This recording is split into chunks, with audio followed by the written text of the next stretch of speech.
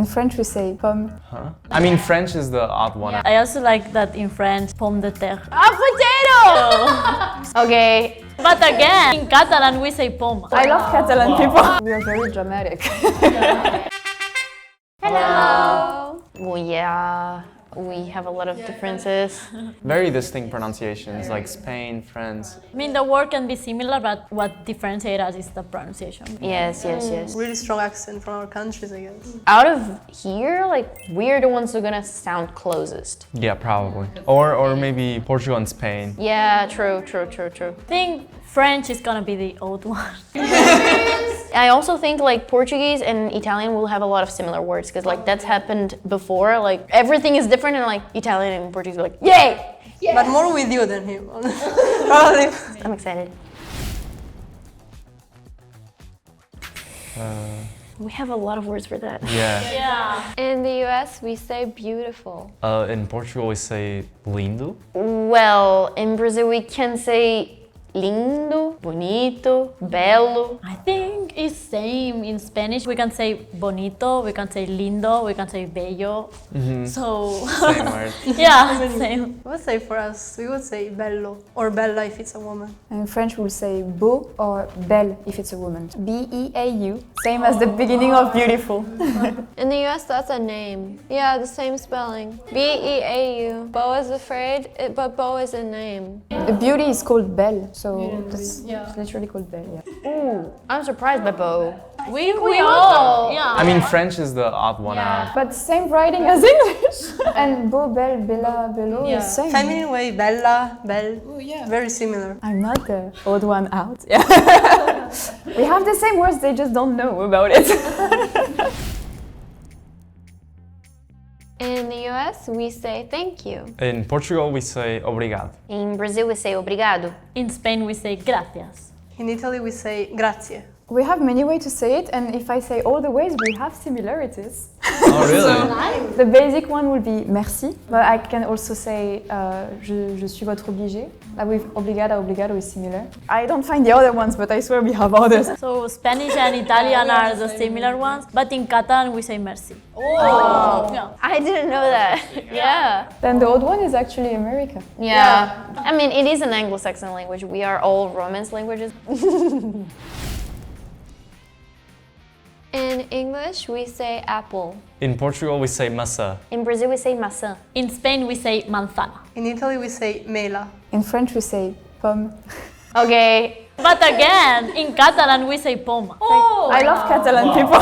Catalan and French are siblings. How did you say? Mela. Mela. I also don't think that Italian is that close to us. If I heard mela, I would either think of like caramel something or like melon, not apple. But I also like that in French, pomme de terre. It's ground apple. A potato! Yeah, it's potato. Makes sense though. Yeah.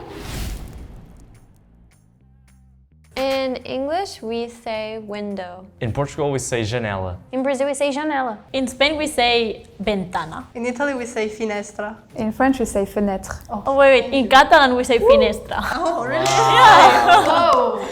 Window is so different. In Brazil, we also have ventana, like those old windows that had like a little space and they were made by wood. So these are the ones we call ventana because it's like for the wind to come inside, but just like the window, we call it janela. Ventana, I guess, means from wind, viento. Yeah. In English, we say street. In Portugal, we say rua. In Brazil, we say rua. In Spain we say calle. In Italy, we say strada. In French we say rue. Calle is very different. How do you say it in Catalan? Carré. Oh. Yeah, I didn't say because, yeah. It was pretty similar. Oh. I guess maybe strada is more similar to English. Streets. Yeah. I mean, we have estrada, but it would be like road. Yeah, So like the larger one. I guess it's just a word I also heard a lot before because sometimes street names will be ending with strada in America. Really? Yeah, I mean, you know, we have a lot of European influence, so like also even about windows and ventanas, we call in the building a vent Oh, yeah. for true. air to come through, so it's not that far, you know. And also, I don't know, street and road to me are not that different. Street is not like smaller in my mind. In English, we say friend. In Portugal, we say amigo. In Brazil, we say amigo. In Spain, we say amigo. In Italy, we say amico. In French, we say ami. Whoa! Yes, romance! There you go, finally! But friends, I don't know where it comes from. But in German, it sounds like the German word Freund. We sometimes have more similar words with Germany, like Apfel for apple. I think even street is Straße. Something like this, so also, yeah. I think both German and English are Anglo-Saxon languages, right? Like, makes sense. In English, we say friendship. In Portugal, we say amizade. In Brazil, we say amizade. In Spain, we say amistad. In Italy, we say amicizia. In French, we say amitié. Oh, we're all similar. Okay. Yeah, same. I think it broke the ending over here. Yeah, I think it's more like the pronunciation. Pronounce the Z, like amicizia. We don't have a Z. Yeah.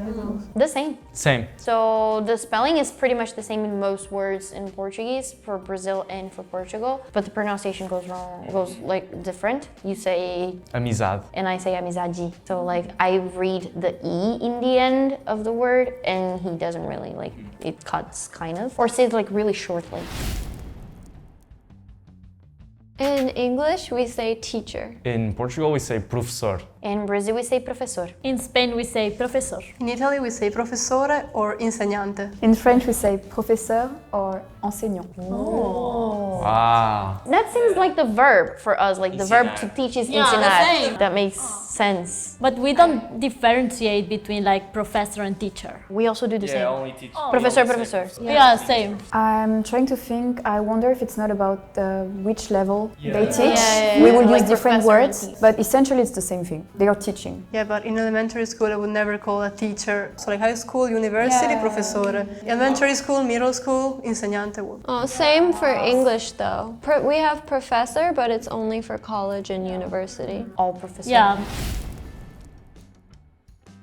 In English, we say house. In Portugal, we say casa. In Brazil we say casa. In Spain, we say casa. In Italy, we say casa. In French, we say maison. Maison.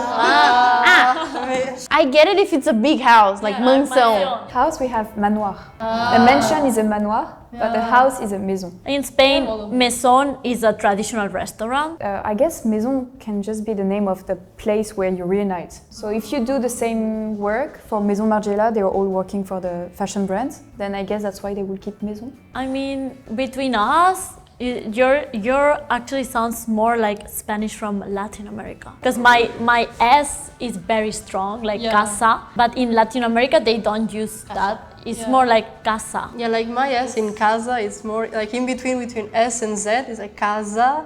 There's not a Z, but not even a S. It's something in between. Really sounds like Portuguese, yeah. Because we say casa. Casa. Casa. Casa! In Catalan, it's casa. Oh, really? Yeah, it's casa. Do you also write it with S? Yes, with us. So the four of us, like when you consider in Catalan, we all, like Portugal, Brazil, Catalan, and Italy, we all write in like with the same way and speak the same way. Yeah. The same letter for all the four of us. That's really cool. I think that's the first time that I see a word that is that the Exactly same. the same. In English, we say goodbye. In Portugal, we say adeus or ciao. In Brazil, we say adeus or ciao. In Spain, we say adios, but also we can use ciao. In Italy, we say arrivederci or ciao. And in French, we say au revoir, or you can also say salut. But the funny thing is, like for us, adieu, that sounds like adios is like a forever goodbye. Yeah, no, same for us. We'll meet again in front of God, that's kind of the meaning. Same. Addio, adieu. Like so dramatic. In Portugal, we say adeus means like to God, like sending you to God. But it's like very common. It's like adeus. That's not the same in Brazil. Because when we say adeus, we mean like forever goodbye, like we're not seeing you again. Maybe it's an influence in Spain. Will you also say it casually? Adios is the standard, like everyone says like A is to, and Dieu is God. So that's why like it sounds like a forever goodbye for us. Now I think about it, when we say goodbye, like we want to mean like until we see each other again, and au revoir literally means until we see again. Exactly. So that's our friendly goodbye. Exactly same. Arrivederci. I'm not sure, but I think our goodbye informal came from Italy because we say ciao. Yeah, ciao. We say ciao when we meet, but also when we part, but only with friends. Like, you wouldn't say ciao to your boss when you leave. Yeah. Say arrivederci. Yeah. In Spain, you use ciao as an informal way too. Yeah. We just say for goodbye. We have another word for I. Yeah, same. We use ciao as. I mean, if you talk about slang, there's really a lot of ways to say goodbye. See you later, catch you later, smell you later. Like many things you can say. In English, we say beach. In Portugal, we say praia. In Brazil, we say praia. In Spain, we say playa. In Italy, we say spiaggia. In French, we say plage. In Catalan, we say playa. Yeah, it's in between. Yeah. French and Catalan are the same. What is that? Wait, how do you say it in Italian again? Spiaggia, with an S at the beginning. Yeah, I think you're the heart, like the most different one right now. P-L-A-J. J-A. Then for us, it's P-L-A-G-E. Ah, plage. Plage. But similar. Yeah, all very similar except for Italian. This time. It's the same but with an S. I mean, the Catalan is the closest I heard until now. Say it again, please. Playa. Yeah, plaggia, at least we have that part. But I don't know why we have this S. You have the extra S. Yeah, we have double G. Piaggia. Like when we make this short stop, it's like a double consonant. Feels like the tsu in Japanese.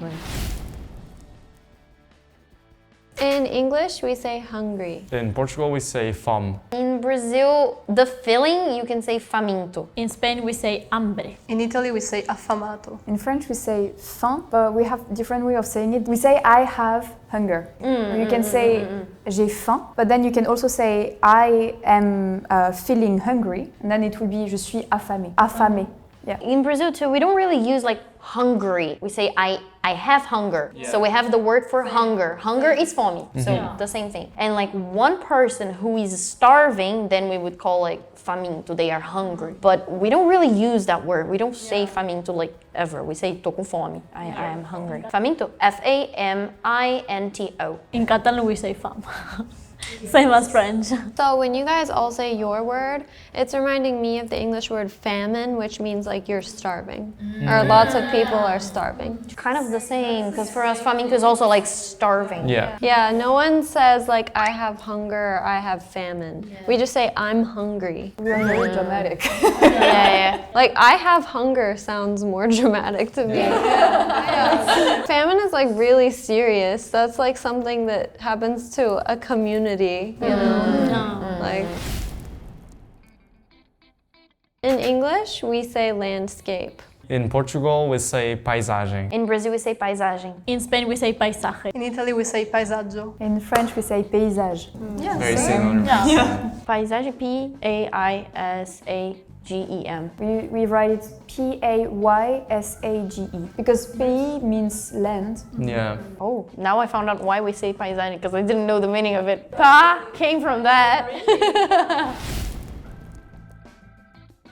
In English, we say fertilizer. In Portugal, we say fertilizante. In Brazil, we say fertilizante. In Spain, we say fertilizante. In Italy, we say fertilizzante. I think there is another word, but in French we say engrais and fertilisant. Okay, Fertilisant. fertilisant. Fertilisant sounds weird for me. I will usually use engrais. Engrais is literally the name of how we name fertilizer, and fertilisant comes more from the verb fertilizing. It's still correct, but I don't hear it a lot. Like a natural. Yeah, it's too long. It's the same as fridge and refrigerator. Same. I always hear people saying that French don't like long words, so you always like shorten them. In English, we say rain. In Portugal, we say chuva. In Brazil, we say chuva. In Spain, we say lluvia. In Italy, we say pioggia. In French we say pluie. In Catalan, we say pluja. You're like 2 languages in one. I think everything is spelled differently. She writes with double L, we write with CH in the beginning. In English, we say raincoat. In Portugal, we say impermeável. In Brazil, we say capa de chuva. In Spain, we say impermeable. In Italy, we say impermeabile. In French we say imperméable, but my mom will probably say anorak. We also say anorak. Anorak in Spain is more like a very big jacket. Like winter jacket is anorak. What I will wear if there is rain, we say, Yeah. oh, take your anorak. Yeah. We use it in Portugal as well. we call it capa de chuva because it's like a coat for the rain. So it's capa for the chuva, the rain. Same in English. It's impermeable. Nothing can come through. We use on anorak. Then that must be maybe a brand. Was it a brand? Yeah, I'm thinking about it. In English, we say computer. In Portugal, we say computador. In Brazil, we say computador. In Spain, we say ordenador. In Italy, we say computer. In French, we say ordinateur. What? What surprised me is a computer. Yeah, we just use the English word, just pronounce it. But there's not Italian. Italian word for No. computer? No. Oh. French and Spanish was same, ordenador. Yeah. How do you write it first of all? Ordenador. Ordenador. Yeah. First, I think ordinateur is mostly the end is different because T-E-U-R. I think it's the pronunciation of the R sound. Yeah, it's more like usual end of words when it's doing something. Yeah, yours is like this and me is like here, the sound, right? It's like, Oh, I learned the Catalan and French are the same. That was the most interesting discovery thing. I was surprised by raincoats because it's the same language, but the Europeans use one word and then the Portuguese from Brazil is different. Yes. Yeah, overall it was, I think we were all expecting French to be a little different. Yeah. English was the most different at the end. I mean, I don't know, it's the international language. So I would expect it to be a little bit a mix of everything, but at the end it's the one that is mostly different. I think like the thing is English is going to be sounding the similar when we're talking about words that like kind of came after a certain period of time. Like when we're talking about fridge or like freezer and like fridge. So like things like that, or computer or like mouse. So these type of things, because we already were globalized by that time. But like basic conversation from the countries, I think it's more related to like where the language started, because that's basic conversation, like hi, bye, thank you. It's also cool to see that if we wanted, we could probably learn each other's language quite easily. Yes. That's good to know. Yeah, I need to learn your language. So today we talked about word differences between all of our countries. and if you like the video, please like, subscribe and comment down below. See you next time. Bye.